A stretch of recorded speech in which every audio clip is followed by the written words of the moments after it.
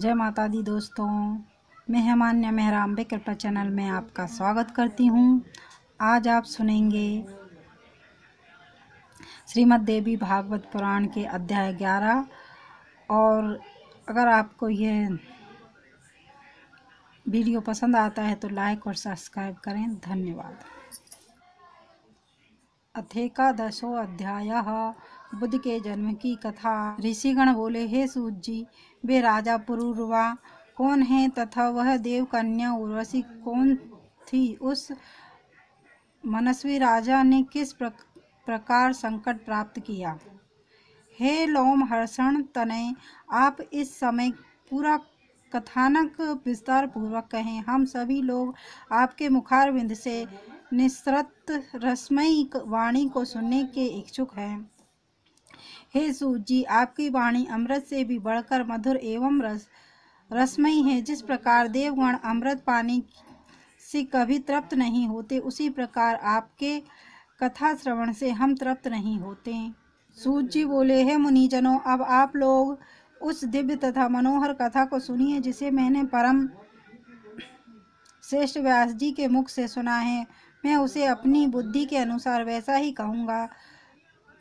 सुरगुरु बृहस्पति की पत्नी का नाम तारा था। वह रूप यौवन से संपन्न तथा सुंदर अंगों वाली थी। एक बार वह सुंदरी अपने यजमान चंद्रमा के घर गई। उस रूप तथा यौवन से संपन्न चंद्रमुखी कामिनी को देखते ही चंद्रमा उस पर आसक्त हो गए। तारा भी चंद्रमा को देखकर आसक्त हो गई। इस प्रकार वे दोनों तारा तथा चंद्रमा एक दूसरे को देखकर प्रेम विभोर हो गए। वे दोनों प्रेमोन्वत एक दूसरे को चाहने की इच्छा से युक्त हो विहार करने लगे। इस प्रकार उनके कुछ दिन व्यतीत हुए। तब बृहस्पति ने तारा को घर लाने के लिए अपना एक शिष्य भेजा, परंतु वह न आ सकी। जब चंद्रमा ने बृहस्पति के शिष्यों को कई बार लौटाया तो वे क्रोधित होकर चंद्रमा के पास स्वयं गए। चंद्रमा के घर जाकर उदार चित्त बृहस्पति ने अभिमान के साथ मुस्कुराते हुए उस चंद्रमा से कहा, हे चंद्रमा, तुमने यह धर्म विरुद्ध कार्य क्यों किया और मेरी इस परम सुंदरी पत्नी को अपने घर में क्यों रख लिया? हे देव, मैं तुम्हारा गुरु हूँ और तुम मेरे यजमान हो। तब हे मूर्ख, तुमने गुरु पत्नी को अपने घर में क्यों रख लिया? ब्रह्म हत्या करने वाला, स्वर्ण चुराने वाला, मदिरा पान करने वाला, गुरु पत्नी गामी तथा पांचवा इन पापियों के साथ सत्संग रखने वाला ये महापातकी है। तुम महापापी, दुराचारी एवं अत्यंत निंदनीय हो। यदि तुमने मेरी पत्नी के साथ अनाचार किया है तो तुम देवलोक में रहने योग्य नहीं हो। हे दुष्टात्मन असितापांगी, मेरी इस पत्नी को छोड़ दो, जिससे मैं इसे अपने घर ले जाऊं, अन्यथा गुरु पत्नी का अपहरण करने वाले तुझको मैं श्राप दे दूंगा। इस प्रकार बोलते हुए स्त्री विरह से कातर तथा क्रोधाकुल देवगुरु बृहस्पति से रोहिणीपति चंद्रमा ने कहा। चंद्रमा बोले, क्रोध के कारण ब्राह्मण अपूजनीय होते हैं। क्रोध रहित तथा धर्मशास्त्रज्ञ विप्र पूजा के योग्य है और इन गुणों से हीन ब्राह्मण त्याज्य होते हैं। हे अनघ, वह सुंदर स्त्री अपनी इच्छा से आपके घर चली जाएगी और यदि कुछ दिन यहाँ ठहर भी गई तो इससे आपकी क्या हानि है? आपकी इच्छा से ही वह यहाँ रहती है। सुख की इच्छा रखने वाली वह कुछ दिन यहाँ रहकर अपनी इच्छा से चली जाएगी। आपने ही तो पूर्व में धर्मशास्त्र के इस मत का उल्लेख किया है कि सत्संग से स्त्री और वेद कर्म से ब्राह्मण कभी दूषित नहीं होते। चंद्रमा के ऐसा कहने पर बृहस्पति अत्यंत दुखी हुए एवं चिंतामग्न होकर शीघ्र ही अपने घर चले गए। कुछ दिन अपने घर रहकर चिंता से व्याकुल गुरु बृहस्पति पुनः उन औषधिपति चंद्रमा के यहाँ शीघ्र जा पहुँचे। वहाँ द्वारपाल ने उन्हें भीतर जाने से रोका। तब वे क्रोध होकर द्वार पर ही रुक गए। कुछ देर तक प्रतीक्षा करने पर जब चंद्रमा वहां नहीं आए तब बृहस्पति अत्यंत क्रुद्ध हो उठे। वे विचार करने लगे, मेरा शिष्य होते हुए भी इसने माता के समान आदरणीय गुरु पत्नी को बलपूर्वक हर लिया है, इसलिए अब मुझे इस अधर्मी को दंडित करना चाहिए। तब बाहर द्वार पर खड़े बृहस्पति ने क्रोध के साथ चंद्रमा से कहा, अरे नीच पापी देवाधम, तुम अपने घर में निश्चिंत होकर क्यों पड़े हो? मेरी स्त्री शीघ्र मुझे लौटा दो, अन्यथा मैं तुम्हें शाप दे दूंगा। यदि तुम मेरी पत्नी नहीं दोगे तो मैं तुम्हें अभी अवश्य भस्म कर दूंगा। सूत जी बोले, बृहस्पति के इस प्रकार के क्रोध भरे वचन सुनकर द्विजराज चंद्रमा शीघ्र घर से बाहर निकले और हंसते हुए उनसे बोले, आप इतना अधिक क्यों बोल रहे हैं? सर्वलक्षण संपन्न वह अति अशितापांगी आपके योग नहीं है। हे विप्र, आप अपने समान किसी अन्य स्त्री को ग्रहण कर लीजिए। ऐसी सुंदरी भिक्षुक के घर में रहने योग्य नहीं है। यह प्रायः कहा जाता है कि अपने समान गुण संपन्न पति पर ही पत्नी का प्रेम स्थिर रहता है। अपने इच्छा अनुसार अब आप चाहे जहाँ चले जाएं, मैं इसे नहीं दूंगा। आपका शाप मेरे ऊपर नहीं लग सकता है गुरु।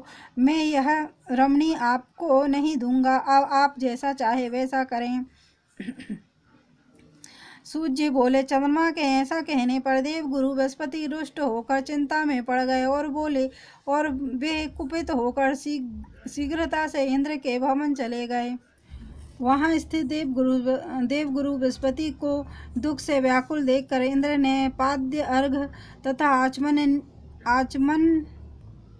आचमनीय आदि से उनकी विधिवत पूजा करके बैठाया। जब बृहस्पति आसन पर बैठकर स्वस्थ हो गए तब परम उदार इंद्र ने उनसे पूछा, हे महाभाग, आपको कौन सी चिंता है?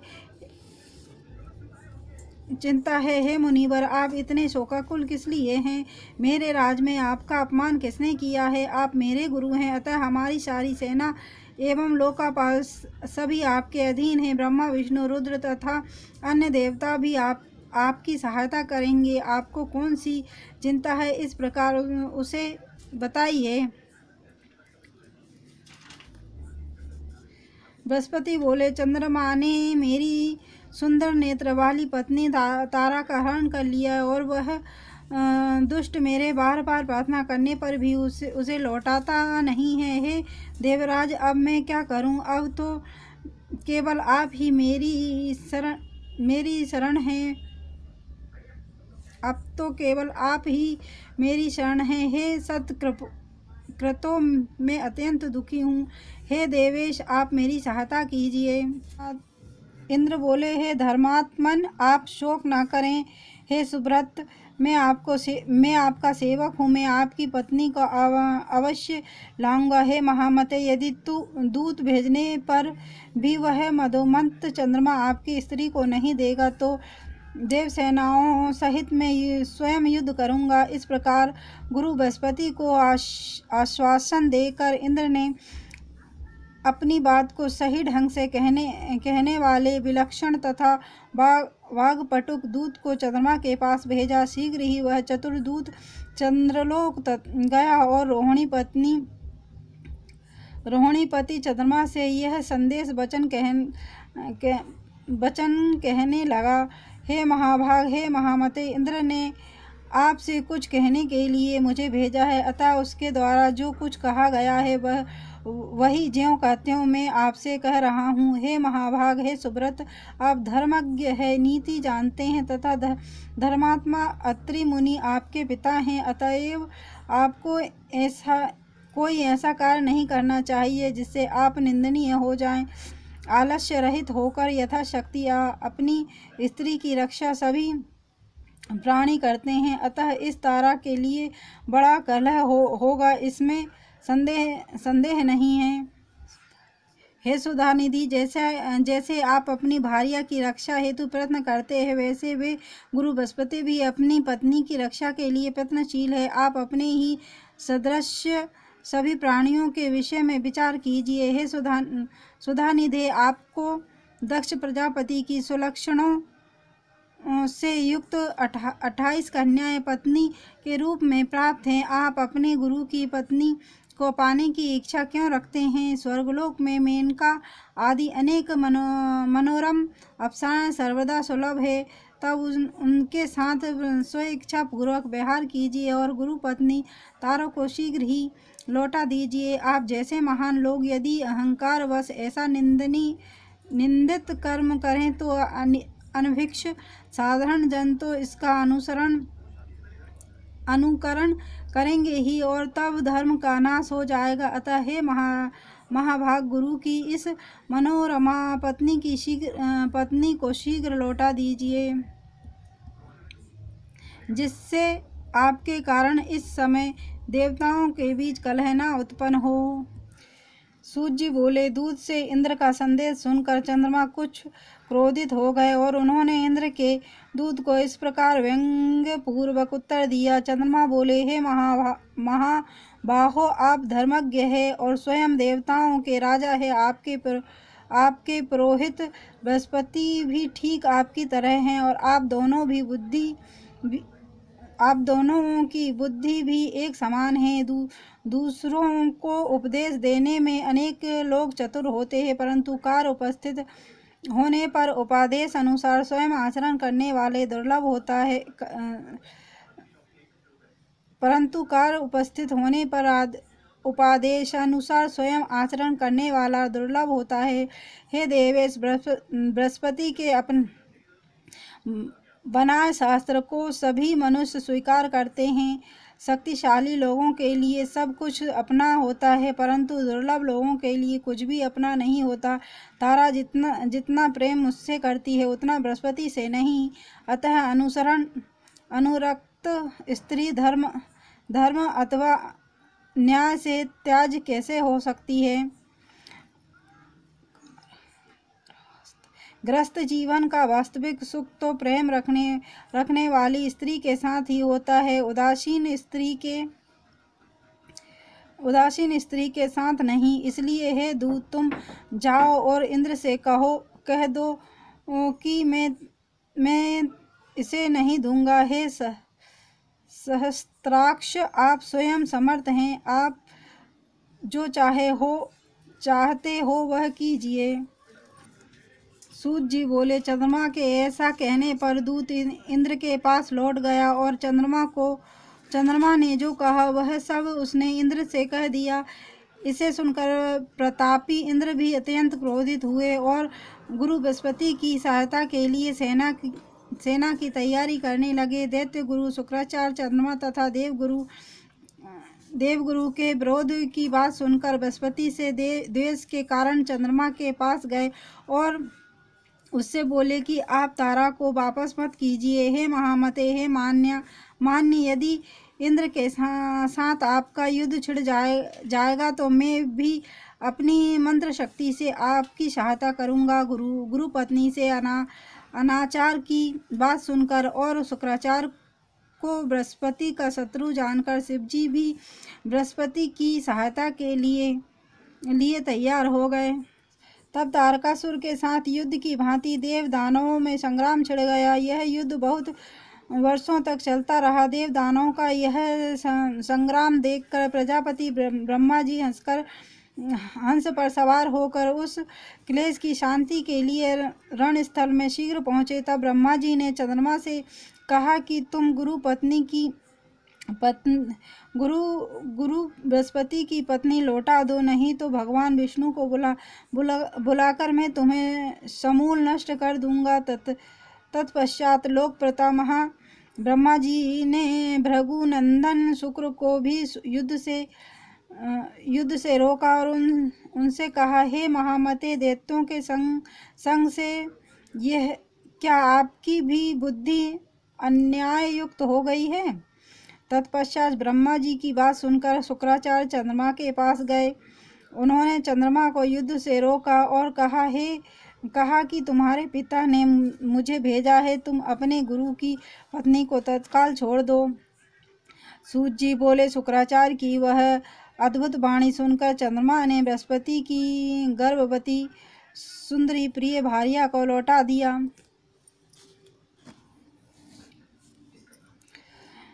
पत्नी को पाकर देवगुरु बड़े प्रसन्न हुए और आनंद पूर्वक अपने घर चले गए। तत्पश्चात सभी देवता और दैत्य भी अपने अपने घर चले गए।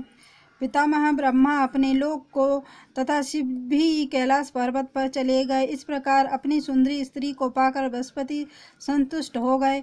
तदंतर कुछ दिनों के बाद तारा ने शुभ दिन तथा शुभ नक्षत्र में गुणों में चंद्रमा के समान ही सुंदर पुत्र को जन्म दिया। पुत्र को उत्पन्न देखकर गुरुदेव बृहस्पति ने प्रसन्न मन से उनके विविध जातकर्म आदि सभी संस्कार किए। हे श्रेष्ठ मुनियों, चंद्रमा ने जब सुना कि पुत्र उत्पन्न हुआ है, तब बुद्धिमान चंद्रमा ने बृहस्पति के पास अपना दूत भेजा और कहलाया कि हे गुरु, यह पुत्र आपका नहीं है, क्योंकि यह मेरे तेज से उत्पन्न है।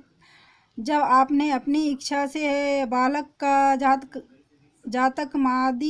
जातकर्म आदि संस्कार क्यों कर दिया?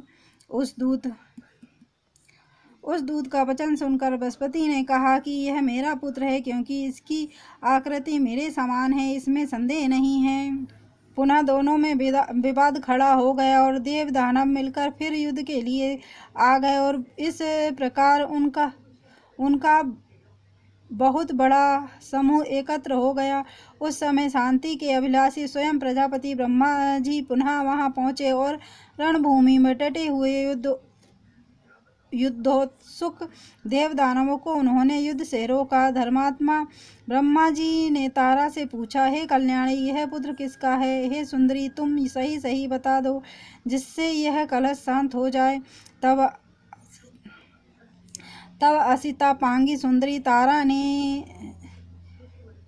ने लजाते हुए सिर नीचे करके मंद स्वर में कहा, यह पुत्र चंद्रमा का है। ऐसा कहकर वह घर के भीतर चली गई। तब प्रसन्नचित्त होकर चंद्रमा ने उस पुत्र को ले लिया और उन्होंने उसका नाम बुध रखा। पुनः वे अपने घर चले गए। तत्पश्चात ब्रह्मा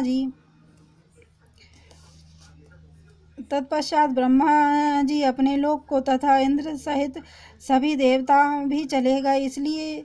इसी प्रकार प्रेक्षक भी जो जहाँ से आए थे वे सभी अपने अपने स्थान को चले गए। हे मुनिजन, इस प्रकार गुरु के क्षेत्र में चंद्रमा से बुध की उत्पत्ति का यह वृतांत जैसा मैंने पूर्व में सत्यवती पुत्र व्यास जी से सुना था, वैसा आप लोगों से कह दिया। इति श्रीमद्देवी भागवत महापुराणे अष्टादशसहस्रनामस्यां संहितां प्रथम स्कंदे बुद्धोत्पत्तिनामैकादशोऽध्यायम्। जय माता दी दोस्तों, और ये वीडियो अगर आपको अच्छा लगा हो तो चैनल को लाइक और सब्सक्राइब करें। धन्यवाद।